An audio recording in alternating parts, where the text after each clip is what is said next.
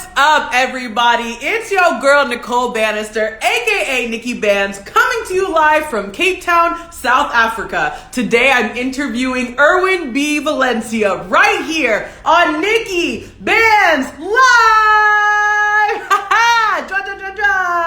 What's Gucci party people? It is an absolute pleasure to see you all here. What up? What's cracking? What's popping? What's Gucci? I'm so excited, okay? The last time we were live here on NIKKI BANZ Live was for the 2-year anniversary special, and we are back with the one and only Erwin Valencia. I'm super excited. If you don't know, then now you know. This man is going to be my incredible co-host at the upcoming Philippine Blockchain Week next week in Manila, in the Philippines. It's going to be super lit. I'm so excited to be talking to him.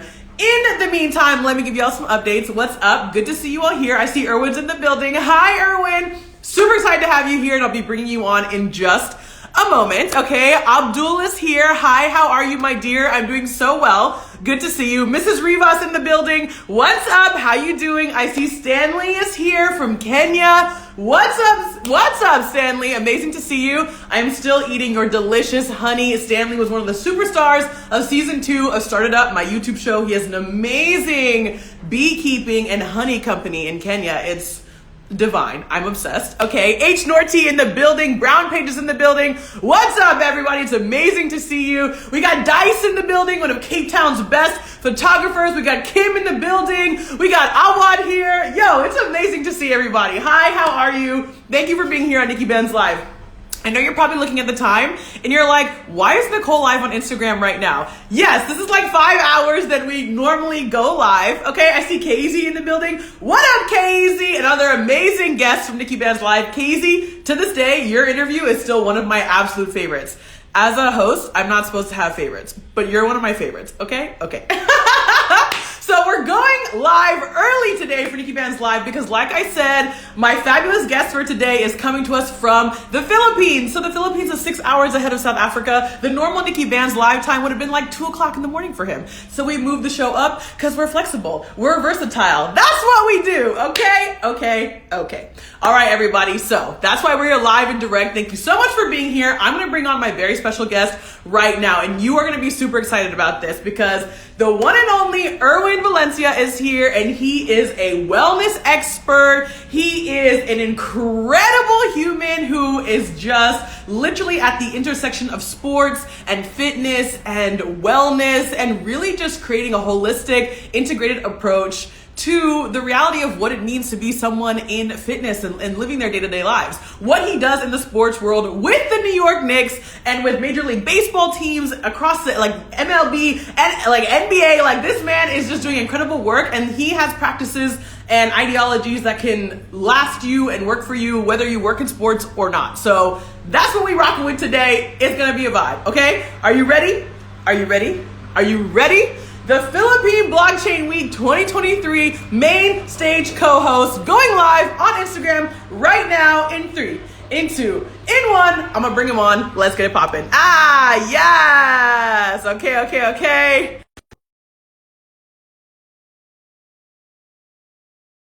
Hey, Mr. Valencia, let's get it. From the US to the Philippines, we out here. Woohoo! NIKKI BANZ Live. We are live. You, me, and the weird smiling friend that's in my red the red chair that's next to the bed in my parents' house. So this is a funny situation that's occurring right now. So I gotta move it now because now I'm like, okay. I realize I completely forget sometimes that with Instagram Live, we're like get chopped up. We're chopped up like now.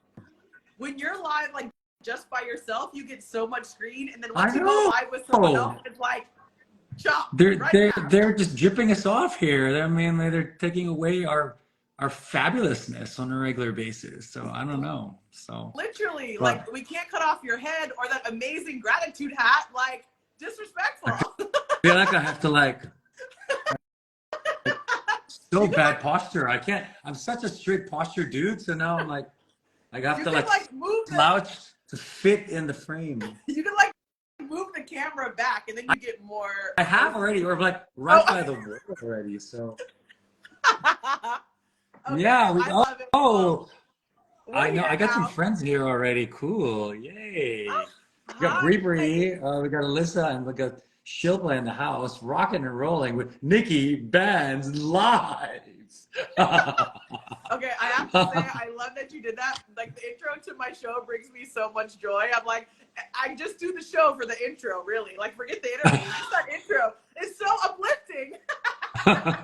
It is. I mean, it's an actual thing. So it's like I like You it. I know? actually I think it's really cool. It's like I think a bit of your signature. I think more than anything else. Thank you. I appreciate it. Just like that phenomenal hat is part of your signature, as well as everything gratitude. You've literally deemed yourself the godfather of gratitude. Okay, I'm obsessed.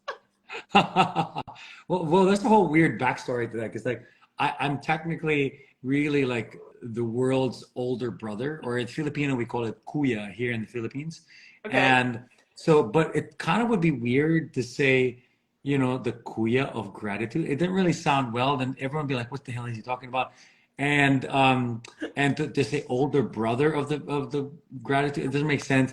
But ironically, the amount of people that I'm an older brother to also almost equals the amount of people that I'm a godfather to. Oh, Like I think I don't know how I feel somewhat bad that I may have forgotten a godchild or two in my life because I think everyone just is like, oh my God, he makes us a great godfather to like our child. I'm like, yeah, I'm honored. Yeah, sure. Epic. Even though I'm like halfway around the world and whatever. And then next thing you know, I come home in the Philippines or I go to a country and be like, oh, you want to see your goddaughter? And I'm like, oh, you're, my God, my goddaughter.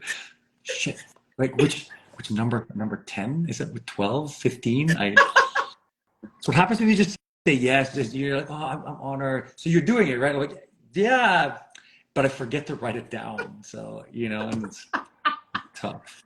So at least you've got the at least you've got the wherewithal to just say it and be like, my bad, I forgot a couple of y'all, but I still love y'all. I still love yeah. you. I think more than anything else, you get the phone calls when you're calling somebody, and then your friend, your cousin, and be like, oh, and then a little kid comes over and be like, oh, say hi to your godfather, and I'm like, oh, hi, what's up? The person's like like the kid's like 15 already, and you're just Yeah. like, hi, I didn't even You have know to tell that. me, like, in the Philippines, do people take like being a godparent as seriously as they do in the United States? Because I feel like Oh. Americans take it very seriously, but no one else does. But maybe in the Philippines, No, people I do. think we really do, but I think because of the fact that the Philippines is a very Christian country that we take it so seriously, where it's not just the Godfather at birth. There's a Godfather during confirmation. There's a Oh, Godfather, and then there's Godfathers during weddings too. So you could be a different multiple kinds of Godfathers. I have not been asked to be a godfather at someone's wedding yet, which is good, which is good because it would be weird now for me to be a godfather at someone's wedding means I'm one of the old dudes now. Basically, that's what has happened. And I don't want to admit, and I say that because it is kind of weird now that I have friends that maybe married young and had kids young, and I could possibly bump into them at a club, which will be really weird. I feel like we're at that age, and to my understanding, you're a little bit older than me, so I feel like we're Yeah. definitely at that age. We're definitely at that age where people had kids young, and now they're like adults-ish, or like double digits, and I'm like, oh, yeah, that I didn't take that path. Yeah. I think the funniest thing for me is like maybe I'm hanging out at or I'm right outside maybe probably one of the more popular bars or clubs here in Manila when I come home during the summer times, and then I'm at a club that happens to be owned by a friend of mine who I used to go clubbing way back in the day, and I'm there I know I'm gonna get like, he's my friend, so he's gonna take me around the VIP line and everything. And then Yeah. the corner of my eye, I see someone, and then I slowly hear the sound like, oh, I think that's Uncle Erwin. I think that's Uncle, and I'm like, and I'm just like doing this, going like, oh, I'm, just wow, this is a new establishment in this area, huh? This is really cool. And then the tap on the shoulder of like, hey, Uncle E, what's up? Are you going to the club? Then I'm like, no, I just, I was walking by and I have never seen this place before. It's just You know, really cool. You know? that is so funny. Okay, I have to say, I remember. So, okay, I love dancing. I love going out to clubs, hearing music sway. Like for me, it's about the music. It's not about the alcohol. I'm like, I love to dance. I love to move. I'm half Iranian. Like dancing is in my blood. Okay, but I have to say, like in the last couple of years, I've gone out to a couple clubs, and I'll walk in, and there's like these girls standing at the bar. They've got their ring light.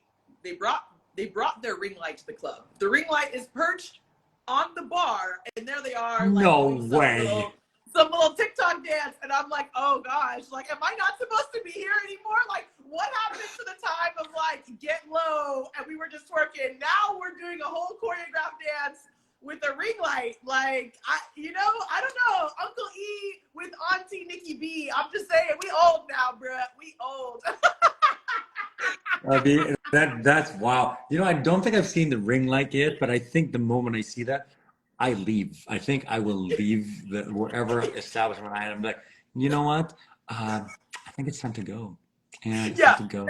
So, so Literally. Oh my gosh. Okay, I um, love how this conversation has started. There's so much joy, so much light. That's literally the epitome of who you are. And like, we are meeting for the first time here, but we are about to co-host the Philippine Blockchain Week next week, which is so incredible. And I can't wait to just learn more about your story and how you got to this incredible place of gratitude, of wellness, of mindfulness, but also working with like the dopest athletes in the world, hitting up the clubs, like let's talk about balance.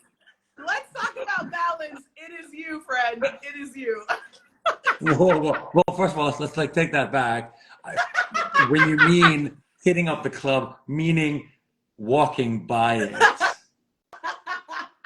Number one. Number two, if it is a club, and it's probably one of the it might be likely a salsa, bachata, or kizomba club because that's the only clubs I actually go to. I actually don't go to like clubs anymore. So I go there because I need to get my steps in. Yeah. This is the reason why. It's more a cardio situation for me than anything else. And just to kind of like get my workout in for the day and be like, okay, I got my 10,000 steps dancing. I'm ready to go home now. I've been drinking water all day Yeah. or all night, and I go to the bar, say, "Hey, can I get a glass of water?" And the bartender is somewhat in the beginning happy to see me and be like, "Oh, what are you ordering?" And I'm like, "Can I just like get a glass of water, please?" And they're like, "Oh, yeah, it's over Yeah. there. It's in there." It's Yeah. it's a tall thing that all you dancers that don't pay anything go to. That's where you guys are. So that's the only That's clubs that I go to. But yeah, what's funny is like I think it stems from just finding what really brings joy in my life. And I think nowadays the older I get, but also the more mindful I've become for myself as I always, as a teacher, we want to be the greatest student. And so for me, it's about, how can I be an epitome of what I teach? And what are the lessons I continue to learn as I teach this? And so for me, it really is like, okay, I love dancing just like you. I'm not in it for the alcohol. I'm in it to really dance and yes, get my steps in, get my cardio in, and sweat and bring joy to my life and have fun and listen to music. And then I go home. And then I go home, and it's really kind of funny. I remember back in the day when you were younger, everyone's like, "Oh yeah, is there an after party? Is there?" Now it's not that anymore. And it's weird if it is something like that. That means that I started my night at like 5 p.m. and the after party is at 11. yeah. So Yeah. Oh my gosh. I remember there was a time where I would leave my house for the party at 11, and now we're talking about the after party Well, at 11. well, funny enough, in Manila, I have not been in Manila this long in a very long time, Mm. and being here, and actually taking time to really slowly reintegrate, so to speak, with my friends and society here, without even telling anyone really that I'm around, but they just slowly find out, is that one of the things that is so fascinating for me is that I have friends that begin their journey to go out to the most poppin' places around here. They leave at 11:30 or midnight to get to the place at 1, because then all of the people that have already like filled the place up have then left to the secondary location, and so they go to the location where everyone just left, so now there's more space for them in the place that was they don't want to be where the madness is, they want to be where in the place, but then with people leaving from there. And I'm like, but that means you guys don't get till 12:30 and 1 o'clock, like Right. in the morning. And what, like, do you guys start with dinner and do this? No, they come from the house and go directly there. And I'm like, then what time do y'all go to bed? Like, you have to at least leave at like 2:33, so you don't go to bed till like 4 or 5. I'm like, all right, I don't know, it's me, but that's when I already like slowly find myself getting up so I can go for a walk in the morning. So I'm here for it. I'm here for it. I think if you're gonna live that lifestyle, then you need naps. Like I never understood, and you're a teacher, so you tell me this. I never understood why we gave kids like in kindergarten or like creche, like the early grade. Why did we give them naps? They didn't need a nap. Me in my mid-30s, I need naps. I need the nap. Like I'm gonna nap from 8 p.m. to 10 p.m. and then I can go to the club at 11 p.m. But Lord knows I need a nap to be able to maintain that level of a nightlife. I'm pretty sure I'll be doing that next week for our Philippine Blockchain Week. I'm telling you, that conference, I am certain that we'll be on stage all day, and then we'll go home. I will nap, and then I will go to the after party so I can stay up until 2 and then do it all again. I think that's what I'm anticipating. I don't know about you. What do you mean home, NIKKI BANZ? We're going to be at the hotel, so Yeah, we're going to be like corralled to the locations where all the events outside the event is going to be happening, and we're always going to be part of that. And I think the challenge is you and I need to be smart enough not to stay too late so we don't lose our voice the next morning. You know what? That is an excellent point. That's an excellent point. Let me not scream too loud and too late that in the next day I'll be like, yeah, you cannot burn your voice out on Tuesday night after our first day of work by going, woo, woo, and then the next morning going like, oh my God, I lost my voice. Okay, well, I'm gonna be defaulting and leaning on you, Mr. Wellness Expert. How do we keep these vocal cords fresh after 3 days of screaming into a microphone? you and I will need some lozenges, some honey, hot water, and lemon on a regular basis, and some ginger tea. This is going to be our best friend. And then on Thursday night, we go wild. We're buck wild on Thursday night. Yeah. That's when we're popping bottles and going to the club. Hell yeah! That's when we start going out at 1 a.m. Right? Oh my gosh. Okay. I am so excited for everything that we have coming up next week with Philippine Blockchain Week. But I want to talk to you a little bit about sort of the journey to where you've gotten to where you are today. Because one of the things that super intrigues me about you, E, is that you identify as coming from like multiple different cultural contexts and multiple different places. Like not only did you grow up in the Philippines and have obviously this extensive life now in the United States, but you've lived and worked in other places as well. And it's one of the unique things that I think people like hosts and presenters, right? They have to be able to navigate so many different cultures, be able to understand so many different backgrounds and people's places. I think it's one of the things that you do really well that I've seen in every interview that you've given, in your even in the way that you speak about your daily gratitude and things like that. It's very clear that these situations and these experiences that you've had in so many different places have really helped define how you define yourself and how you show up in the world, no matter where you are. So talk to us a little bit about this very cross-cultural journey that you've been on to get you to Manila today. You know what's funny is that I think my life begins and ends with gratitude. And I'm waking up every morning. I am just always lucky to, and I take a breath when I first wake up in the morning, even before I open my eyes, with my hand in my heart, and I just say thank you, for allowing me to take one more breath that allows me to be awake and alive today, so that I can create another day of impact in this world. And I think that begins each day for me to find out how I can really be of service and of value to the planet and to every group, every person, or everything or event that I can find myself in.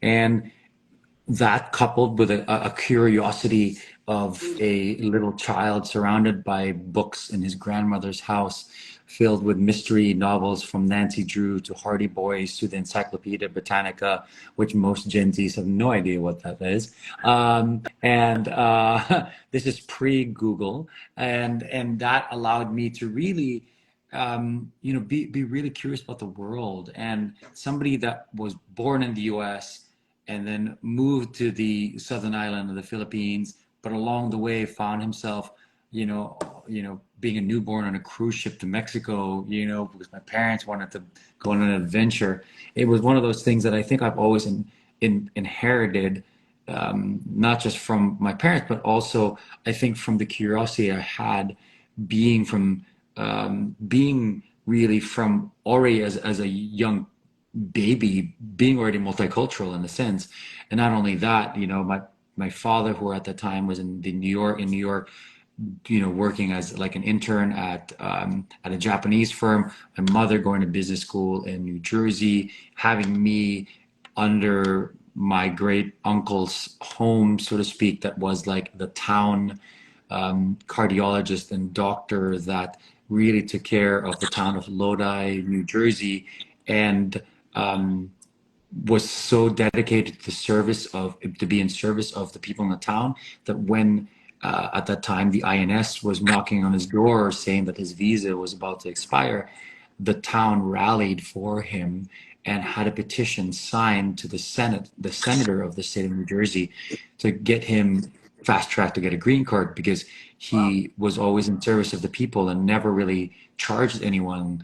And you would think that most people would be like, okay, well, I got it and I'm good to go. Now I'm just going to make my life better. He continued to stay in the city in the town of Lodi and continue to serve the people for free. And, his door was always open. He basically, sometimes I had my aunties, they would tell us stories of like, they would wake up in the morning and some strange man would be in my great uncle's room, like office, like, Dad, there's a strange man in your office. And then, oh, that's the postman. That's like John, the postman. He got stuck during the snowstorm last night. And so I told him just to crash in like my house, or the house first, and he'll go on his way when the storm passes. And I think it's because I was born in that circumstance that I grew up not just with the curiosity of the world, but also the curiosity to find a way to serve people on a regular basis. So I think that's kind of where this all started for me, because I've been asked this question a gazillion times in multiple platforms, and I've kind of had to go through my own kind of meditation and my own journey of understanding where that's come from for me, and the knowing and the awareness of what that is has then allowed me to just propagate it without having to really do too much effort, because I am it. I don't have to try to be something or be. I am who I am, and that is the culmination of all the experiences I've had in my life. I'm so moved by the fact that you've mentioned service, because I was literally just on a panel this weekend around service with the Peace Corps, actually, with the United States Peace Corps. And, we had this conversation around this decline in interest of service, where people don't want to be of service anymore, or aren't interested in volunteering or being of service in whatever sort of capacity that means. But I find you to be someone who's very much of service to the community, to the athletes that you work with, to the people who you engage with at all your different events. And I'm curious, coming from those foundations of service that your parents instilled in you and had sort of around you as you were growing up, and you mentioning that as part of your foundation, part of your background. How have you found service to be relevant or not, sort of as you've moved through your professional career? Because like I said, I see you as someone who is very much of service to those around them. But I don't think that's something that necessarily other people are really trying to do or interested in doing. So I'm curious how that has moved through the spaces that you've moved through with a foundation of service. Well, let me first begin by serving you, my friend, to let everyone know that if you don't know yet and you're coming from my crew, this is NIKKI BANZ live that you're watching. And I want to give a shout out to some dear angels of my life, Katya and Zasha, who are here watching this right now. They're some of my beautiful angels, and my boy Noel, who's over in Japan right now watching this. Thank you guys for being here. I saw Migs Bustos earlier. Migs was the guy that I was just on his TV and radio show last week, and so he's here kind of watching me and not being the one interviewing me, which is really kind of funny always sometimes. And so going to your question, you know, it's interesting to have that as the root of who I am. But then if I go back, how is it that I'm in service? It comes from the fact, once again, it begins for me, it will always begin in gratitude and starts with gratitude. And as a young boy, I was always reminded that when we walk outside the door and the gate that we lived in, you know, we were always presented with those that have and those that have not. And you are suddenly placed in a situation in a young age to kind of look at that situation with empathy and say, okay, if I belong to the faction that has, what can I do so that those that we think have not can be closer to how we live in? So there's, in a sense, equality. And I think I always looked at it this way. And also, you know, my parents would always remind me of how lucky we were, and not to make sure to finish, you know, the food that you have in front of your plate, and make sure that, you know, if there was a possibility to join some initiatives and to do certain things, that you join that. And, you know, my dad was very active in the Rotary Club and the social civic organizations that he was part of. My mother herself started helping the municipalities that we lived in and help create clinics that serve kids with cerebral palsy and other physical and mental disorders. And so I think I was just always surrounded by the fact that I could see people give, particularly with my parents, that for me today, this has become part of the essence of who I am. And I think for me that I've seen the many ways I've been able to do it. One, just as you know, through my mentorship nonprofit, Grasshopper Project, and because it's the embodiment of who I am, being a mentor, being a teacher, being a guru, a Sherpa, if you must, is something that I feel is inherently part of my purpose in life, alongside, you know, things like mental health through my other foundation called Gratitude Gang, and allowing for kids in the Philippines who would normally not get the help from people a year later or 6 months later after a natural calamity, for not just their physical well-being from a standpoint of rebuilding of the schools that get damaged, but also for the mental health, for not just for the kids, but also to the teachers.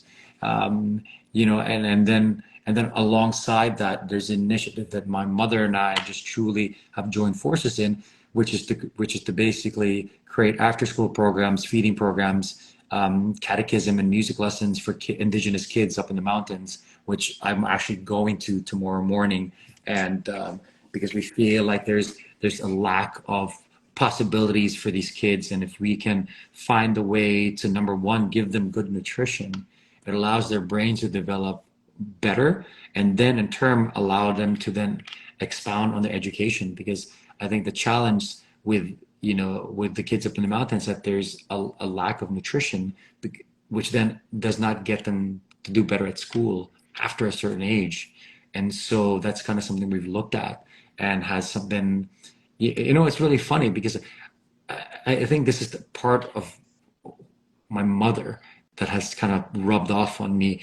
And I will never forget, 10 years ago, I was in the state where I am right now, where I just wanted to serve. I wanted to travel around. I remember 2013, 2012, I had just left baseball, and I was going to go around the world, Mom. I just climbed Kilimanjaro alone with a Sherpa to raise money for kids in Africa and Dominican Republic and Florida.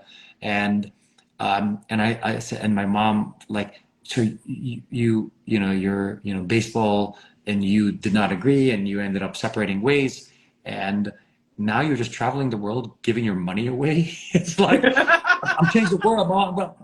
I'm changing the world. You know, Yeah. like, I'm gonna teach, I'm gonna whatever.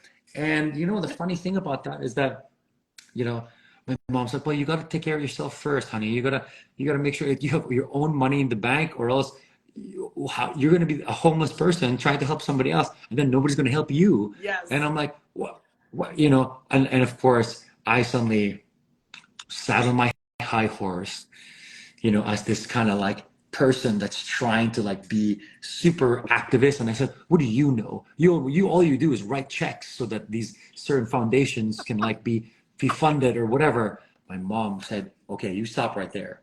Mom Yeah. said, you Yeah. stop right there.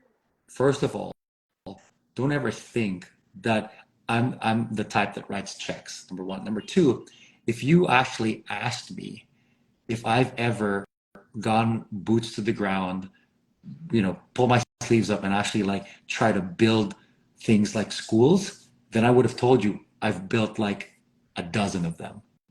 Right. So don't even think, just because you're traveling this world and like almost being semi-homeless, that you're doing change in the world, because I've done more change than you have ever imagined. You just don't ask me, and I just get like, Woo! Come on, Mom. Come on I now. was like, noted. Noted. And I think that's the reason why her and I have, I think, really found a way to, in a sense, join forces with now with the indigenous kids up here in the mountains, where she goes by the way more from a, I guess, a religious part. You know, she does like, likes to teach the catechism. She likes to make sure they have mass and all that stuff.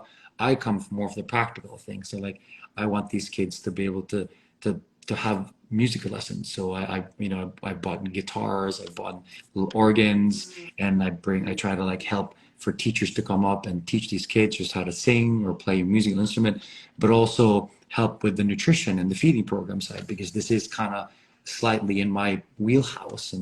And for me, I believe for the brain to really find a way to expand and grow, it needs food. And I'm Absolutely. not trying to change or be the number one person responsible for changing the malnutrition issue in the country. I'm just making sure that I do my part with the kids that I take care of. Mm, And mm. I think the biggest thing, especially in a country like the Philippines, is that once they figure out that you're a good person and you want to give back, everyone wants you to help them do the thing that they want to do. And I think after living in New York City for 11 years now, I'm now have the cojones to say like, okay, I love your passion. I love your passion with love. I love your passion, but my main focuses right now are mentorship and mental Mm, health, and the mm, mm. avenues I get to that. I admire that you're into inequality and fixing that. I admire that you're trying to help fix poverty and all that stuff. But those are not my battles. Right. There's so many of Right. these battles. So I'm focusing on mentorship and mental health, you know, And and things you have to and I do feel with that. right. And I feel like by you saying that and making that explicitly clear, you have now set those boundaries that your mom was talking about, right? That your cup has to be full in order to be able to tip some out for others, right? You set boundaries by saying, I'm focusing on these two things. I'm focusing on mentorship. I'm focusing on mental health. And if it's not going to be that, it's actually going to drain my cup. So respectfully, I decline, but obviously wishing you so much love and light in that pursuit as I pursue this thing over here, right? And I think that's so interesting, such a profound concept, and something that I think people need to hear more often, because I think it's very easy to get swept up into supporting all sorts of different kinds of initiatives, because there's so much need in the world. It's a fact. There's so many ways that people can be of service. There's so many people who are struggling in so many different areas. So yes, and there needs to be champions of each of those specific things, and you've decided to champion a couple of things, and so those are the things you're going to move forward with very boldly and be able to make the biggest impact that you feel like you can have. I'll tell you what, though, the biggest challenge for me when it comes to that is that when you get asked by people in higher situations Sure. on live TV for you to help some of their initiatives, it's hard to be like, well, can I explain my whole thought process about one and two? I just for the sake of the TV show, I'm the type would be like, you know what? I'd be honored. Let's continue this conversation. But I'd be honored. But then I didn't say yes. I said I'd be honored. So let's please continue this conversation. Let's continue this conversation offline, where I will redirect this conversation in another direction.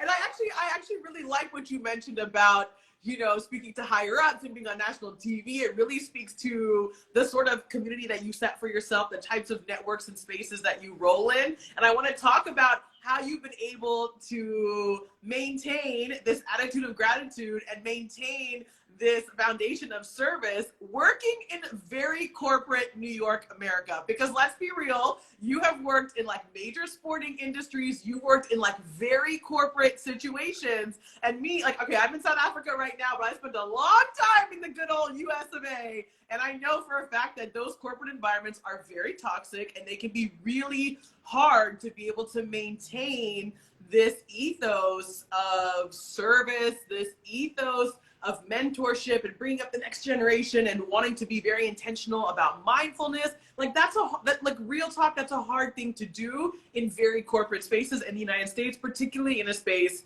like New York. So talk to us about how you are able to maintain that in those spaces. Has been because you've been able to cultivate a network of people around you who support this vision, who see the need. They've been able to see why this is so important, or have you had to fight your way up to win, to get some of these wins? I'm very curious what that journey has been like for you. Well, the first thing that I had to do so that I don't lose myself is have a grounding practice. And I think that's the most important thing, is a reminder each morning, besides being grateful, of where I am and how I've gotten here. And at the same time, understanding that the moment that I currently have at that moment is the only moment I'm living. And by being more mindful of your position and the location you're in, you can just live and flow through your day without having to succumb to the multiple pressures that are around you in a city like New York. And, you know, it's funny where I find it funny where those people who are in the wellness space, the well-being space, you'll find them in LA, you'll find them in San Diego and stuff, but they're all there, and that's cool and everything. But I find the greatest work occurs in a place that doesn't exist that much, because then you can see if you truly have the gall and the patience that you speak of in real time. And instead of being in LA and being in Venice and being in San Diego, where life is good, the sun's shining, you know, and then everyone's like, hey, good, let's get a green juice, this is cool, whatever you want to call it. But then you don't really, there's no really not really no opportunities, but they're not in your face when you walk out the door, where somebody, the horn is honking, somebody's like running past you and everything. And if you truly are this wellness, mindfulness, calm soul, you know how to see it, let it pass you, and let it go. Mm. And this is with everything. This is with the personal life, with work, and with the challenges you face with, let's say, the athletes I work with. And if they don't resonate with me and the teachings that I have, then you know what? It's not my issue. It's not their issue. It just happens that we're in different timelines. And so being able to say like, hey, I understand. I presented it. Here it is. If that's something you're keen on, then maybe this is not the moment that we need to have this conversation. And it's okay. I think a lot of times those that get frustrated, especially in a corporate environment, is when they try to push things that they think other people want without asking them if they want it or not. And so you just have to say, step back and be like, all you do is present, and it's up to them to make these decisions. Absolutely. And you mentioned something that is resonating so deeply with me, which is that some people just aren't on the same timeline. Like we're moving in the same direction, we're just on different timelines. That's such an interesting concept. One of the clearest moments in my life of that was once again had to do with my mother, where in 2021, instead of going to Burning Man, I decided to go to walk the Camino de Compostela. I walked the Camino de Santiago de Compostela, and I still have the reminders of it in my wristbands here. Wow. With the yellow arrows and the shells that go through. And at the end of the Camino, my mother wanted to meet a priest there, a Filipino priest named Father Manny. And the most fascinating thing about Father Manny is that he was brought in after the height of the amount of Filipinos that were finding themselves walk the Camino Santiago, and they just needed like almost like an ambassador, because there was this massive influx. And so as they went around the country in the Philippines to figure out who would be this great ambassador to go to Santiago in Spain, live there, and be kind of like a liaison. And this gentleman was a fascinating person, because not only was he a priest that went to the Philippines, but also was one of the first priests to do the Camino from the beginning all the way to the end, and talk about it throughout the different islands of the Philippines a while back. He also studied in the United States for his master's, and did an amazing fellowship at Columbia University, in which him, a rabbi, a Muslim imam, a Christian pastor, and a Buddhist monk all lived in a apartment in the Upper West Side, the Bronx area of Manhattan, and they called it the God Box. Ooh. And they all had to write a thesis on on how their religion, or in a sense, how their belief in their faith, changed or differed in both good or bad, once now you lived with 4 people from 4 different religions. Wow. And so when I met Father Manny, he told me this story, and because I saw a certain light about him, I found him. I was like, hey, Father Manny. I tried, and the search too to look for him was hilarious, because like my mom said, after you come in, you go straight, look for Father Manny. So I go to one place, and I was like, excuse me, do you know Father Manny? Oh, Father Manny? Maybe he's over there or whatever. So I walk to this next place. So I'm sorry, this is a long shot, but do you know this guy named Father Manny? Oh, Father Manny. Yeah, Father Manny. He's on this other side or whatever. And I was like, I guess I missed them again. But the mere fact that everyone had this light about them when they said, oh, Father Manny, and finally, like, I met him, and funny enough, I found myself I went to the mass that you take after you do the communion when you're there. And before that, I said, I haven't gone to confession in a minute. I'll do confession. And when I sat down in the confession, guess who's the priest in front of me? Father Manny. And I was like, Father Man, and he did one of these, like, oh, hey. He's like, and we started talking outside of like the context, and there was like three people behind me, and they were like, can you guys just get this done? Because we need to keep going. Can we keep going? And I was Right. like, and then he was like, here, get my number. Let's talk tomorrow and stuff like that. And he told me this whole story about the fact that, he practices yoga. He learned so much from the Buddhist priests about meditation. He loves experiencing Shabbat dinners on Friday nights. And it's like such an amazing culmination of everything. And for me, the one thing I asked him was like, Father Manny, when my mom did this in 2016, and did you, with everything that's going on with regards to, I said, you're such an open person. Have you had conversations with people like my mom, who's, very strict with what she does, and talk to them about how the world has changed and you have to be different, but in a good way, still representing who you are. And, the one thing, as you kind of going back to what you said, the most profound lesson I learned from him, he said, look, you are going your camino in the way your journey allows you to go through it. That's yours. Your mom is in her own camino, and her camino has happened in the past already.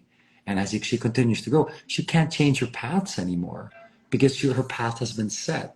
She's already almost at the end of camino. She's almost by Santiago. You're still halfway there. So the only thing you can really do is kind of respect the journey she's been in and ask her to respect the journey that you're on. And by doing that, I think you guys will almost like agree to disagree in a sense. Wow. Wow. That is such a thoughtful way of thinking about different people, their timelines, the journeys that they're on, either personally, professionally, how those timelines intersect and intertwine. What a beautiful and brilliant way to think about it. And I see my brother in the chat, Banister Athletics, saying your own Camino equals your own karma.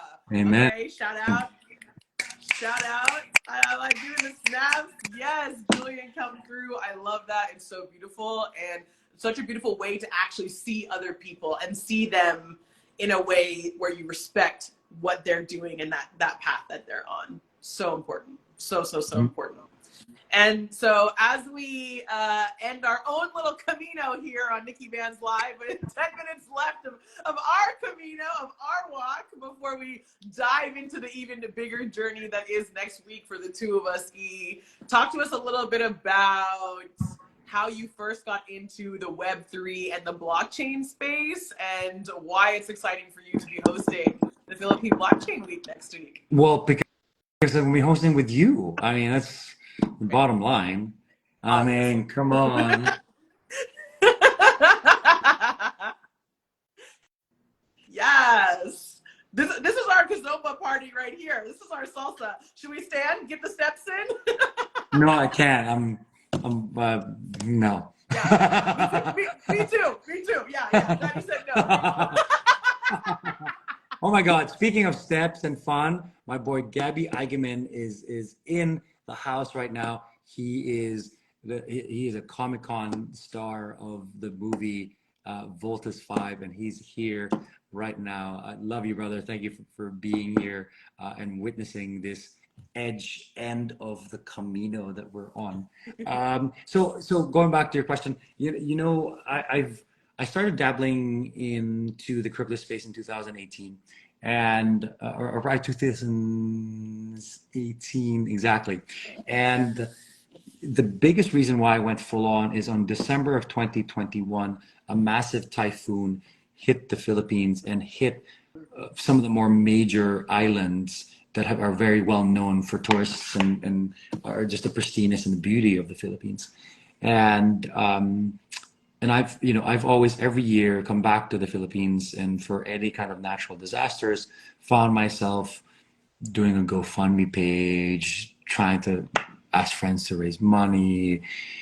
And I said, you know what? I'm kind of tired of just doing these little GoFundMe page things. And I feel like it's better if I created a way that allowed for people to contribute, but also receive something in the back end, but also allow people who are let's say, helping with the project themselves be able to feel like they're contributing in a different way and or at least getting a benefit of it. And at that time, I knew, Gary Vee was a massive alpha in the space. And Gary, I've known Gary at the time for 6 years, but I never asked him for anything. And for some strange reason, I saw him during a game. I said, "Hey, yo, GV, I'm thinking about doing an NFT project to help raise funds to rebuild schools in the Philippines that are hit by this typhoon that just hit us last week or something." He goes, "Oh, what are you thinking?" It's like, "What do you think?" I'm thinking of something like positive and create this NFT, and the money that goes from there, it help rebuild schools right away and provide mental health stuff. I love it. I love it. Let's put this on a date. Let's put a date on it and have a chat and blah blah blah. And I was like, "You're serious?" And it was like he was like, "Yeah, man, just put it on the thread, email me, and then we'll find a schedule." And that kind of started the process for me. So I fast tracked that. I called some friends here in the Philippines and said, "Hey, look, do you know anyone that can either, I need a developer, I need a designer, I need a marketing person." And within a week, I found a team. And we were really pushing Gratitude Gang, the NFT Web3 project, until February, until we launched it in a sense in 22. And the hype was real. We had Gary on our side, we had so many other people on our side, and everything was wild at that time. And then on Feb 23rd, the Ukraine war happened, and it upended the project that we had because people were like, "Well, there's something that's needed right now that needs help." Sure. That's a bigger issue that's going on than we understand. There's kids that you're trying to rebuild schools. But have a war that's going on. And so people's priorities change. And in Web3, it's like when they make up their mind, they're going to go, they're gone. And there's no accountability, there's no liability. Like, the accountability is the transparency, but you'll know that they'll all shift. And so, Right. it definitely was going through that dip, so to speak, after the high was one of the biggest and most challenging times of my life, where if it wasn't for basketball and the work that I was doing, I felt like I was an absolute zombie because I was spending way too much time being into the whole Web3 space, which never ended. There was no time limit. And I was one of the first projects that not only was a social impact project in the Web3 space, it was also meant for well-being and mental health.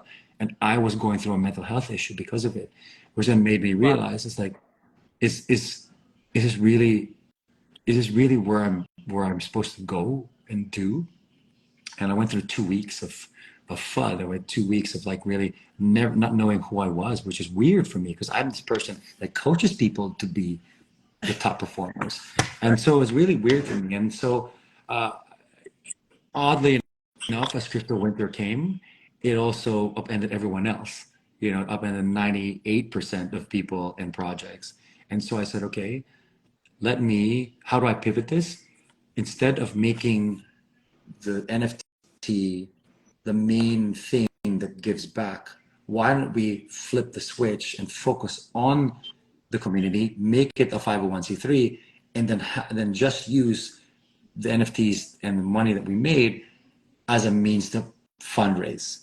But then, because we're going to be a 501c3 officially, we can now do galas, we can now do fundraisers, even old school fundraisers, and not rely on this technology which goes up and down with people's moods. And so because of that, Gratitude Gang, that is now officially a 501c3, it was my second 501c3, its ability to raise funds is so much quicker. Wow. Because now not only is it a 501c3, it's about the community, the story, and the people help rather than the technology that's actually out there. That said, what I'm excited about to see more of at Philippine Blockchain Week this coming week is AI. I've been diving into AI hardcore, and I want to see what other people are doing with it. I am totally obsessed with your story because you're basically showing how the future and how the present and the past can intersect in terms of this technology, right? You're talking about how you're able to pivot this really exciting, momentous NFT project and pivot it into a 501c3, a nonprofit, which is something that's much more established in the sense of people's consciousness. People are aware of it. People are comfortable and familiar with it. And you were able to blend those two worlds, the new school and the old school, and pivot when you had to, right? And as we continue to watch technology shift and change, whether it be in the crypto space, whether it be with AI, whether it be with gaming, because we know there's going to be so much gaming integration at this Philippine Blockchain Week. How do we continue to connect the new worlds and the old worlds when it comes to tech and get people comfortable with all of it? So I feel like your story just like emulates that so beautifully, and also of course reflects this very generous mindset of service that you always have. And how you're really, and how you're investing, how you, whether it's NFTs or 501c3s, like there's always going to be some investment back into the community, which honestly I feel like that needs to rub off on everyone here right now, because we ain't doing enough of that. Let me speak for myself. Let me use I statements. I'm not doing enough of that, and you're reminding me that it is something I like to do. So thank you for that. Thank you for that. We only have a couple minutes left on this live, so I want to just open up the floor for any final thoughts before we see each other in person next week in Manila.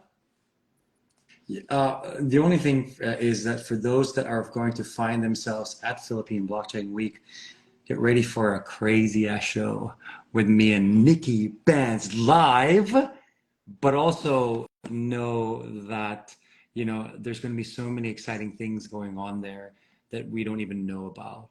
And above all, I think if you are going to the conference, or even if you're not, take each day, each moment, each person that you meet as an experience that makes you learn something, and allow yourself to be open to that learning, because you'll never know where the road will lead you in the future. Beautiful, beautiful, beautiful. I gotta say, I love my snaps. Okay, I'll be snapping all day today and next week. But honestly, Erwin, it's been such a pleasure to get to know you here, to learn more about your story, to become better acquainted with this foundation, this rootedness in service, in gratitude, which is such a beautiful outlook on life, and one that has not only sort of the emotional benefits, but also the financial benefits. You are living the dream in so many different ways, and I am so happy for you. I'm so excited for you. And to everyone who's going to be coming to the Philippine Blockchain Week next week, catch us in Manila, September 19th through 21st. E and I will be on the main stage as your host with the most, bringing you that international flavor from the Philippines to the United States and beyond. And it's going to be an amazing, amazing, amazing time. If you're on this live and you see us at PBW, come up to us and be like, yo, I watched you on Instagram Live. Like, come talk to us and engage. And we'll be getting all of our steps in with our hands, with our feet, with everything. You know that cat that just does this? I literally have one on my desk. No my way. Prosperity cat. My prosperity cat. I just imagine with its arm. I'm like, I hope it's just raining blessings on me all day. That's what I have. E, I appreciate you. Thank you for being here on NIKKI BANZ Live. If you're not following Erwin already, go to the top of your screen, hit that little white arrow in the middle. Make sure you go hit that follow Erwin B. Valencia here on Instagram so you can get that daily dose of gratitude from my mans here. Thank you all for being here. This is NIKKI BANZ Live. Bye. I'll see you next week. See you next week. See you at